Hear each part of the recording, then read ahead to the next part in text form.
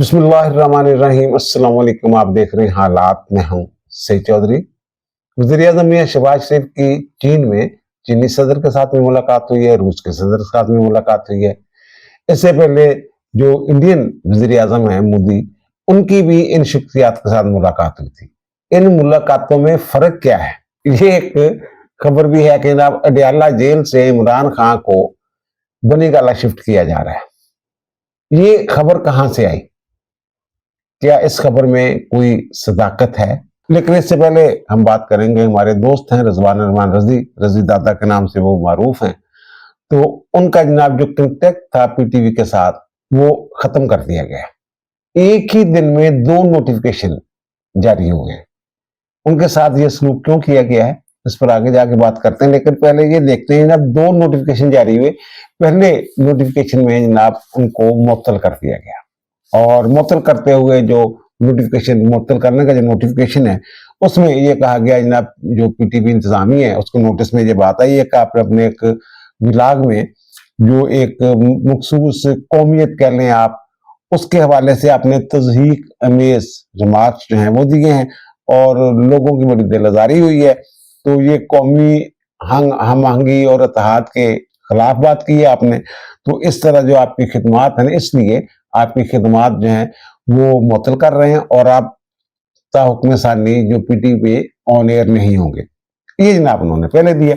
अच्छा, अब मजे की बात यह है कि इंतजार नहीं किया गया कि रिजवान रजी जो हैं ये पीटीवी सेंटर में आएंगे तो दे देंगे उनको जनाब, या टेलीफोन पे आगाह कर दिया जाए जनाब।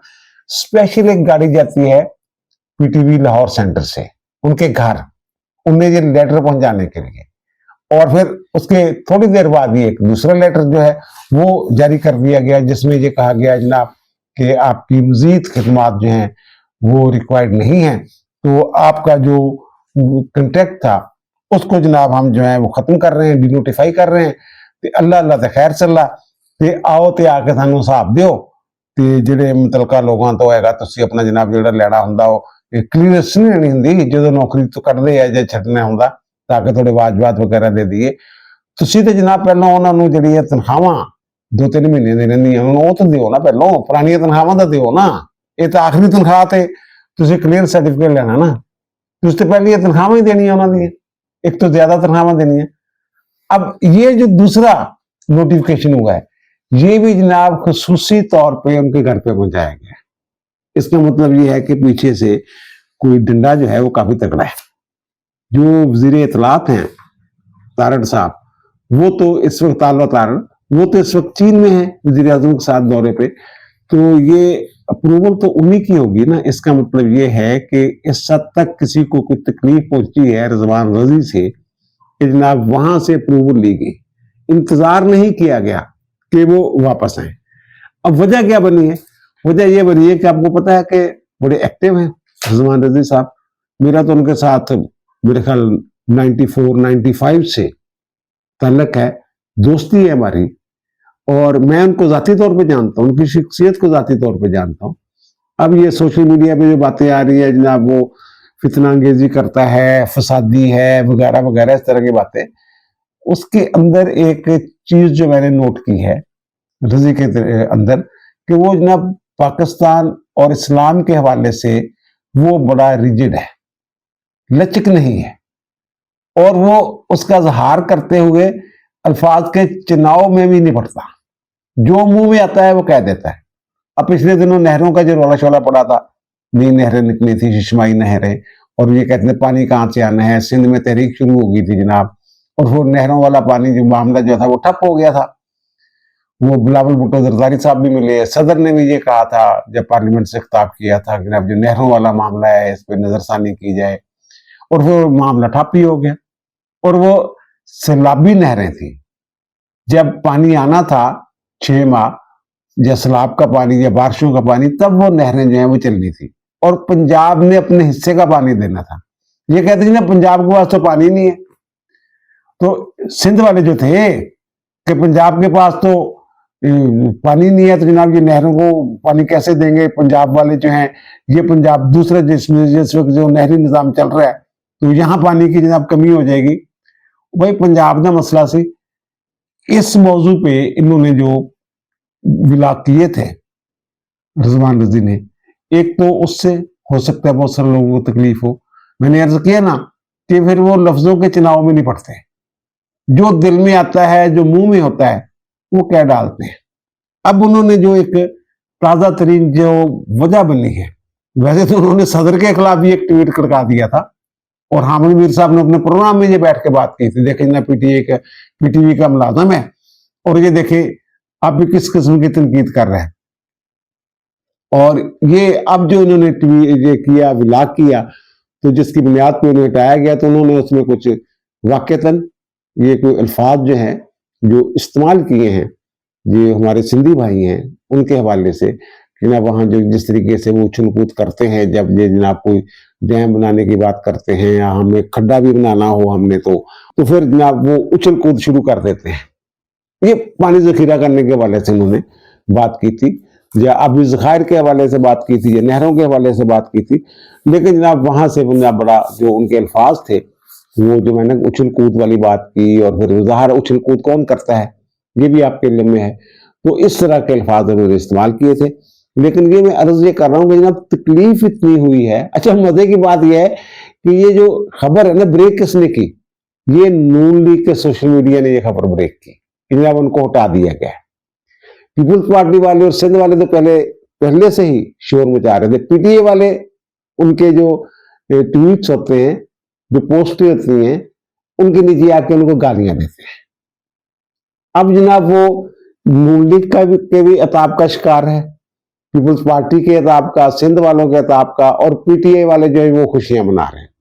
और एक खातून ने तो ऐसी बेहुदा गुफ्तगू की है या बेहुदा किस्म का ट्वीट किया है उनके हवाले से कि जनाब वो भी काबिल शर्म है।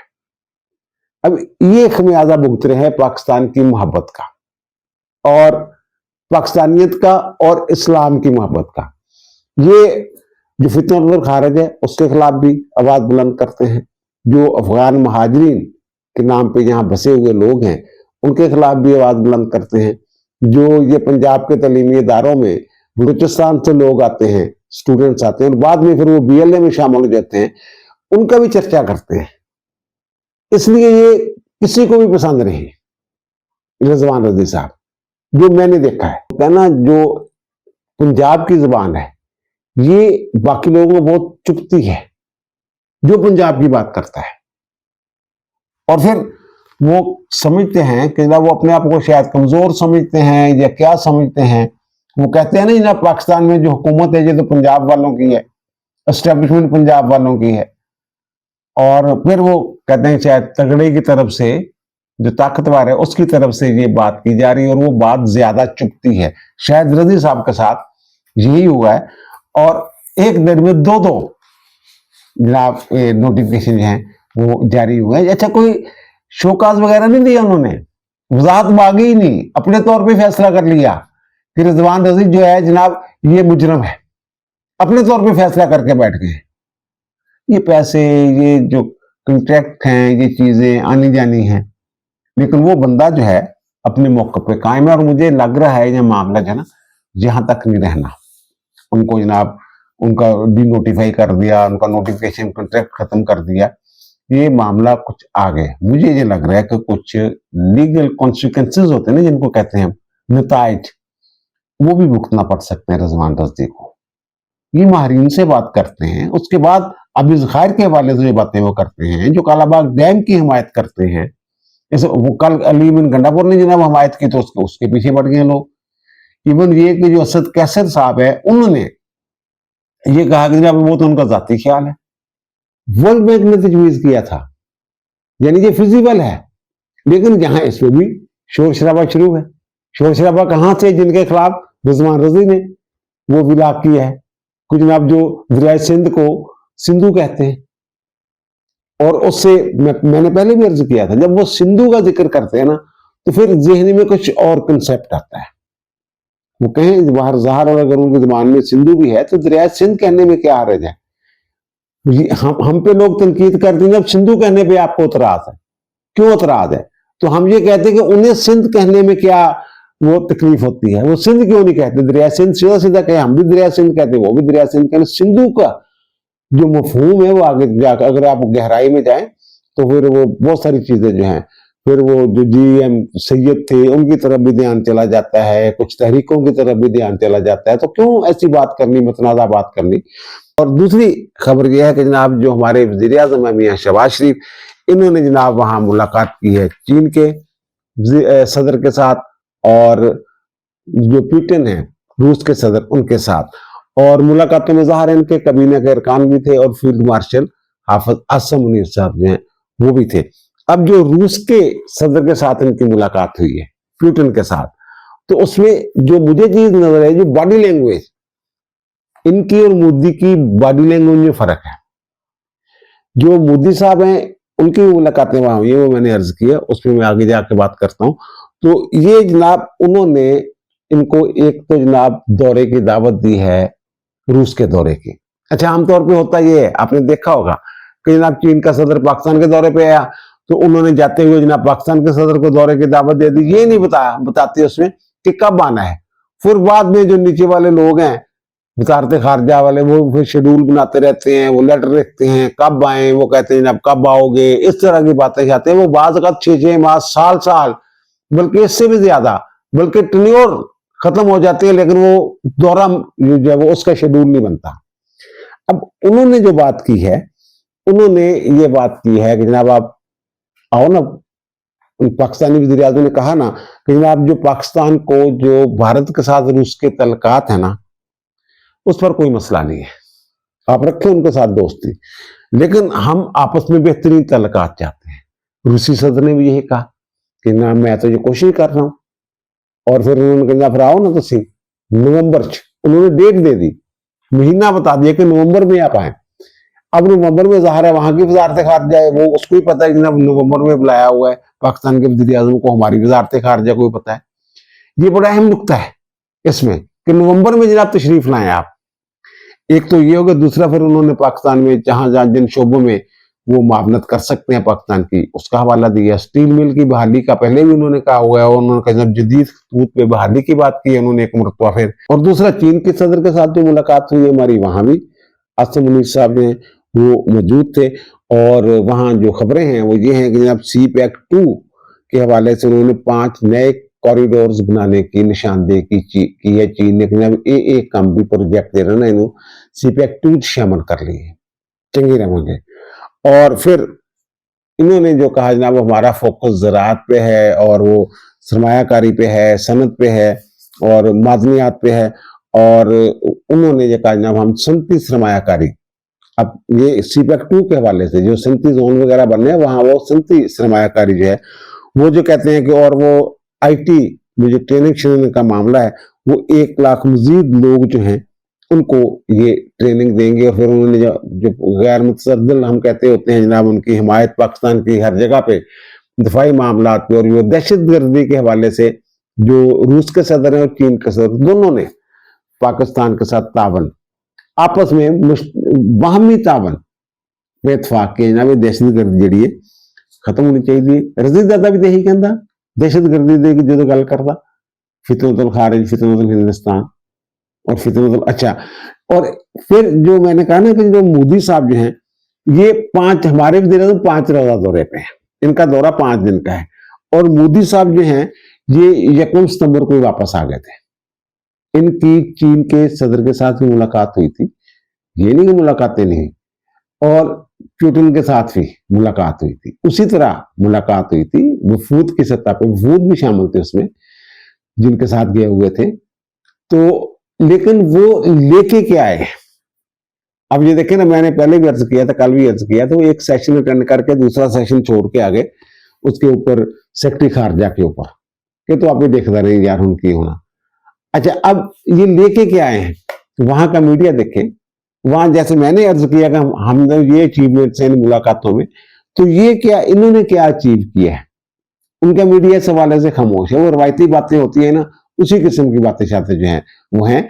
अब ये जो मोदी साहब हैं, ये रशिया के साथ इनकी जो दोस्ती इंडिया की है, इस हवाले से सारी दुनिया बातें करती है, बल्कि पाबंदियां भी इस वजह से लग रही है जनाब, ये रशिया से तेल खरीद रहे हैं सस्ता।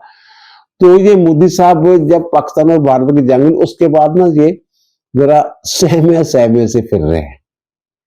ऐवी नहीं होता कि बंदा जनाब थोड़ा जिहा परेशान होंदा, एवें अपने आप दे विच जनाब थोड़ा जिहा दबिया दबिया रहना, उस तरह की सूरत। अब इनको उन्होंने बुलाया था, जो उनकी सालाना परेड होती है रशिया की, तो ये भाई साहब वो नहीं गए थे कि वहां किस मुंह से सामना करूंगा मैं लोगों का। यही सूरत मुझे यहां लग रही है।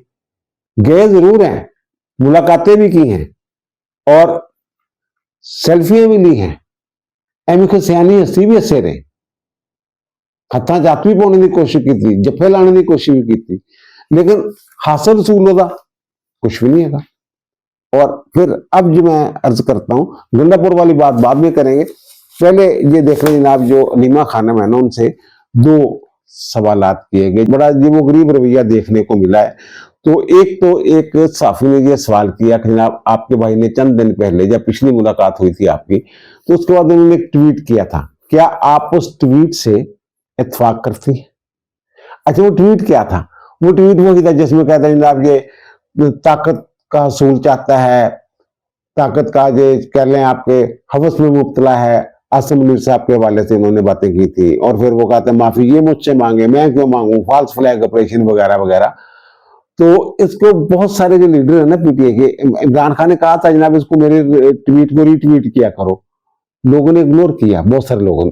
अब साफी ने पूछा अलीमा खानम से कि आप क्या उससे मुतफिक हैं उस ट्वीट से? तो उन्होंने आगे से क्या कहा, ये देख लीजिए जरा। ट्वीट किया उन्होंने, ताज़ा जो ट्वीट किया है उससे आप मुत्तफिक हैं? आप मेरी बात सुने, आप ये कौन है? मैं जर्नलिस्ट, मैडम जर्नलिस्ट है। फिर उनसे सवाल किया गया कि जनाब आपकी जो अमेरिका वाली जायदाद है उसके हवाले से जो खबरें हैं कि आपने फरोख्त कर दी हैं, तो आप क्या कहती हैं? तो उन्होंने क्या कहा, ये जरा सुन लीजिए। कोई कहा जा रहा है कि जी कोई आपका फ्लैट था जो बेचा है आपने पिछले दिनों? मैंने अभी तो नहीं बेचा, बहुत देर पहले बेचा हुआ है। ये जो अलीमा खानम की अमेरिका में जायदाद थी ना, इस हवाले से शाहजेब खानजादा ने भी एक प्रोग्राम किया था, और उसकी खरीदो फरोख्त में इनका जो बेटा शाहरेस जो अब गिरफ्तार हो गया अंदर है, उसके किरदार का भी उन्होंने हवाला दिया था। और ये कहा था इतनी महंगी जायदादें हैं, तो पाकिस्तान में जो ये टैक्स रिटर्न वगैरह जमा करवाती हैं, उसमें जो आमदनी जाहिर करती है कि कभी 1 लाख सालाना इन्होंने जमा करवाया हुआ, कभी 2 लाख, कभी 1.5 लाख, कभी 75,000 जो टैक्स जमा करवाती है, तो इस इनकम को देखे तो वहां इतनी महंगी जायदाद इन्होंने कैसे खरीदी? यानी मतलब वही से कि रसीदा कटो, जैसे ये कहते थे एवनफील्ड के हवाले से, लेकिन रसीदें नहीं इनके पास। अब ये जो सवाल था कि उसका क्या बना जायदाद का, जो खबरें आ रही हैं उस हवाले से आप क्या कहती हैं? उन्होंने कहा मैं तो वो अब बेची है मैंने, उन्होंने कहा जो फरोख्त कर दिया आपने, वो पहले से फरोख्त है। ये अमार सलंगी साहब ने दोबारा ये इशू उठाया है, और वो ये कहते हैं कि अलीमा खानम की जो वहां जायदाद थी ना, ये उसकी जो प्रॉपर्टी थी उसका कुल रकबा था 1838 मुरबा फुट। और फिर वो कहते हैं 31 दिसंबर 2004 को ये जायदाद इन्होंने $7,58,000 में खरीदी थी वहीं पे। लेकिन वो जो इल्जाम लगा रहे हैं वो ये लगा रहे हैं कि न्यूयॉर्क में जब फंड रेजिंग हुई थी शौकत खानम के लिए 2004 में, वहां से जो पैसा आया था उसकी ये प्रॉपर्टी खरीदी गई थी। शौकत खानम का जो फंड है वो अपने जाती मकासद के लिए इन्होंने इस्तेमाल किया। फिर वो कब कहते हैं जब अब इन्होंने बेची? वो ये कहते हैं जब 13 अक्टूबर 2022 को ये जायदाद जो है इन्होंने $14 लाख में बेच दी। अच्छा, $14 लाख में बेच गए, वो पैसे किधर है? ये भी देखने वाली बात है ना। अगर पाकिस्तान, इन्होंने वैसे एक मरतबा आपको पता है मिनिस्ट्री स्कीम शुरू की थी 2 दफा इमरान खान ने कि काला धन वाइट करवा लो, ये खातून ने उससे फायदा उठाया था, आपके लिए याद होगा आपको। तो बहरहाल वो कहते हैं ना अब इसका ना FBR में रिकॉर्ड है पाकिस्तान में, और कोई रिकॉर्ड मौजूद नहीं। और वो कहते हैं अब जो ट्रांजैक्शन है ना वहां का जो बैंक है फर्स्ट रिपब्लिकन बैंक, तो उसको इस्तेमाल किया उत्ते कितने बस खपत खुपत होगी। लेकिन गल अब अलीमा खानम ने ये तस्लीम कर ली कि हाँ जी मैंने बेची है, वो जायदाद मेरी थी, मैंने फरोख्त की है। अब इस पे जो इंक्वायरी है वो तो उन्होंने करनी, उन्होंने करनी चाहिए। लेकिन बहरहाल ये साफियों ने उनके मुंह से उगलवा लिया कि ना हाँ ये मेरा है। और दूसरी खबर यह है कि जो मैंने अभी अर्ज किया कि टीवी चैनल्स पे भी ये सवालात हो रहे हैं कि जनाब ये पता ये चला है कि इमरान खान की जो मेडिकल रिपोर्ट है उसके हवाले से जनाब शायद में भी कि जरूरत पड़ जाए इनको बनीगाला में शिफ्ट करने की, हो सकता है ये बनीगाला में ये नहीं खबर ना, हर 15-20 दिन, महीने बाद, 2 महीने, 4 महीने बाद एक खबर जनी आंदियां रहियां मार्केट दे विच। अब फिर जो उनकी पहले मेडिकल रिपोर्ट तो देख लेना, उनकी मेडिकल रिपोर्ट जो है जो अदालत में सबमिट हुई है, तो उसमें तो ऐसी बीमारी ही कोई नहीं है जिसके इलाज के लिए जनाब उन्हें बनीगाला शिफ्ट करना पड़ जाए। गंडापुर ने कुछ बातें की हुई, वो मैं आगे जाके अर्ज करता हूं। अब जो वहां रिकॉर्ड पेश हुआ, इनको बीमारी क्या है ये भी देखने वाली बात है ना। वैसे तो जो अडयाला जेल है वहां एक और भी बीमारी जो है, आपने पिछले दिनों खबर भी आई थी, पढ़ी होगी आपने भी, कि अडयाला जेल में 148 कैदी ऐसे हैं जो एड्स के मरीज हैं। लेकिन खान साहब को सरदस्तन से कोई खतरा नहीं, वो खान साहब अलग हैं, वो अलग है। और 148 वो उसकी जो गुंजाइश है ना जेल के अडयाला की, वो 1994 कैदियों की गुंजाइश है, लेकिन वहां 4337 कैदी जो हैं वो रखे गए हैं, बल्कि अब तो तादाद शायद उससे भी बढ़ गई हो। और पूरे पंजाब में जो 43 जेलें हैं वहां जनाब 465 लोग जो है वो एड्स के मरीज हैं। तो हो सकता है ये कहीं जनाब सारे बंदे ने एड्स ना लग जाए, इन्हों इस जेल चो कड्डो। लेकिन क्या है बनीगाला जान के, ये मैं तुम दसना कि इन्होंने जाना कितने है। ज्यादा देर इन्हें अडयाला च रहना नहीं, लेकिन बनीगाला नहीं जाना, ये बता दूं। अब जो रिपोर्ट आई है ना उसमें ये बताया कि जनाब जो डॉक्टरों की टीम थी वो किन लोगों में मुश्तमिल थी। डॉक्टर उमर फारूक थे, आमिर सलीम, डॉक्टर अली आरफ, डॉक्टर अल्ताफ हुसैन वगैरह जनाब। उन्होंने इनका मायना किया। इन्होंने जनाब पहले कहा मेरे कन्ना ही तकलीफ है और फिर जनाब मेरे दंदा ही तकलीफ हैगी। ये दो मेन इशू थी, लेकिन वो गए हैं, वो कहते हैं जनाब ये जो रिपोर्ट है ना, ये जो मायने की मायना किस तरीके, जो 27 अगस्त को जो मायना होता है जेल में ये डॉक्टर करते हैं, तो वो जनाब कहते हैं जनाब कानों का जो मामला था, इस हवाले से जो रिपोर्ट है वो ये कह रही है कि भाई साहब दे कन्ना च ना दो तरफा मैल सीगी। ਇਹਦਾ मतलब यह है कि कन्ना की सफाई का ख्याल नहीं रखते, उधरी मोम जी नहीं बन जाती कन्ना के अंदर, फुच्ची सुनने लग जाता, होर मसाइल पैदा हो जाते हैं। वो कहते हैं ना वो ना सिरिंजिंग करके ना सिरिंज के जरिए जैसे वो कान वाश नहीं कर देते, आपने भी देखो पिचकारी जी मार दे फिर उन्होंने सिरिंज ना खिंच लेंगे इस तरह जो वो कहते कान तो इन्होंने कर देते हैं साफ, ओके हो गया। और दूसरा वो ये कहते हैं जनाब, ये कहते हैं कि मेरे ना पेट में हल्का हल्का दर्द था, और पेट के दर्द के हवाले से उन्होंने ये कहा है कि जनाब ये मजीद इन्वेस्टिगेशन या तशखीस के लिए मजीद तशखीस होनी चाहिए। वो कहा अब ठीक है दर्द, लेकिन 2 दिन वो कहते हैं जनाब भाई साहब के पेट में ना वो दर्द रहा है। अब ये फिर जो हाइजेनिक फूड और जो सारी चीजें ये फिर ये आ जाती है बीच में। और दांतों के हवाले से उन्होंने कहा जनाब जो उनके दांत है ना उनकी हसासियत जो है ना ये बढ़ गई हुई है, और वो कहते हैं इसको ट्रीटमेंट करके ना कोई तो फिर बाद में जनाब मेरी पॉलिश पुलिश करो, वार्निश वुर्निश लाओ, तो मामला जरा ना फिर ठीक होना आएगा। और ये और आगे जाके वो एक और बात उन्होंने की जो कानों में इनको पहले भी ये एक रिपोर्ट आ चुकी हुई है कि टिनाइटिस जो होता है, जो टिनाइटिस जो भी उसको आप नाम दे, वो कान में सीटी ऐसे नहीं बजती। और वो मेरी डॉक्टर एक से बात हुई, वो कहते हैं ना वो कोई लिक्विड सा होता है कान का, पता नहीं तवाज़ुन बरकरार रखते हैं उसके लिए वो होता है, वो बात का डिस्टर्ब हो जाता है, या फिर वो वही जो कान में मैल चला जाती है, बंदा केयर नहीं करता अपनी, तो उसकी वजह से वो हो जाता है। और उसमें वो कहते हैं ये भी एक मसला हो जाता है कि बंदा जनाब दाएं को बाएं और बाएं को दाएं समझने लग जाता है, सीधा जा रहा है तो समझने में बैक जा रहा हूँ, इस तरह की दफा कैफियत हो जाती है। तो वो जनाब एक है। और दूसरा उनके जो दांतों वाला मसला है, उसके दांतों की हसासियत जो ठंडा गर्म लगता ना बहुत ज्यादा उन्होंने खान साहब नूं, ਉਹਦੇ वास्ते उन्होंने जनाब ये जो है सपोर्टिव मैनेजमेंट की जरूरत है। अब मैंने डॉक्टर से पूछा सपोर्टिव मैनेजमेंट क्या होती है, उन्होंने कहा जनाब ये हल ढूंढना कि ये मसला क्या है उसका हल ढूंढना है, इसकी जरूरत वो कहते हैं जनाब है। और हल ढूंढने के हवाले से उन्होंने बताया कि जनाब एक तो ये कि लाइफ स्टाइल चेंज करना होता है बंदे ने, अगर किसी गंदे मंदे माहौल के अंदर जरा साफ सुथरे माहौल तुर जाए। दूसरा उन्होंने कहा ओरल हाइजीन की उन्होंने बात की, यानी मुंह जरा ना उन्होंने साफ सुफ रखना, गंदियां मंदियां चीजें नहीं खानियां। एक ये इसमें वो कहते हैं कि जो सपोर्टिंग मैनेजमेंट है इसमें ये चीज भी शामिल होती है। और फिर वो जो टूथपेस्ट वगैरह वो भी चेंज करनी पड़ती है, वो जो हसासियत को खत्म करने वाली, टूथपेस्ट नहीं आ गई हुई, तो वो कहते हैं इस्तेमाल करनी चाहिए। ये उसमें ही आता है, ये जो स्पोर्टिव मैनेजमेंट की बात है उसमें आता है। यानी इसका मतलब है खान साहब तो गंदे बंदे रहंदे ने यार, खदादा खाओ कोरे चंगे डॉक्टर हो तुसी, डॉक्टर साहब ने कभी जनाब हाइजीनिक को ट्रीटमेंट की गल कर रहे हो, कभी कोई गल करते हो। बहरहाल ये डॉक्टर ने, डॉक्टर की रिपोर्ट आ, खान साहब मेरा तो नहीं ख्याल कि डॉक्टर साहब वो जेडे खान साहब ने कोई इस तरह रहंदे होंगे। और फिर जो आखिर में, अच्छा वो आखिर में जो असल बात रह गई इसमें वो ये थी कि जनाब ये जो कहते हैं वो ले जाएंगे उनको बनी गला, शायद कुछ ऐसा मामला हो रहा है, सुलह साली ये वाली, तो ये ऐसा कोई, मैं पूरे वसूख के साथ ये बात कर रहा हूँ कि उन्होंने डयाला से निकलना लेकिन बनी गला नहीं जाना, बल्कि इस्लामाबाद में एक जेल बन रही है, उसमें खुसूसी इंतजाम जो हैं ये भाई साहब के लिए किए जा रहे हैं। ये वहां शिफ्ट होना है इन्होंने, इस्लामाबाद के मुकदमात हैं। इस्लामाबाद वाली जो जेल बन रही है जो कंप्लीट है, तो उसमें खान साहब के रहने का इंतजाम होगा। अडियाला से निकाल लिया जाएगा, अडियाला से पहले जनाब रश बड़ा पे आया।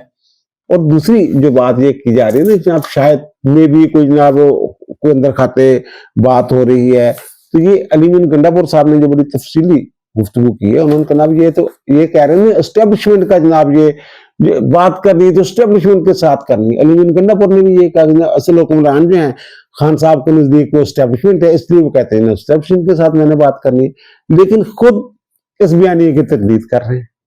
वो जो कह रहे हैं कि अलीमीन गंडापुर साहब का कोई मुदाखलत नहीं करते सारे मामला से, कभी उन्होंने क्या जना फलाम बंदे इंतजामी काम किसी को मुदाखलत नहीं कर रहे, कभी उन्होंने क्या जो फलां बंदे ट्रांसफर कर दो, फलां ना ट्रांसफर कर दो। बाकी वो कह रहे हैं जनाब ये जो फौज है और पीटीआई के चेयरमैन इमरान खान, इनके दरमियान थोड़ा सा एतमाद का फकदान है, तो वो कहता मैंने जनाब डायलॉग का आगाज किया था और फिर वो खत्म हो गए, तो वो कैसी ऑफर्स वगैरह आती थी वो कहते हैं जनाब वक्त आने पे बताऊंगा।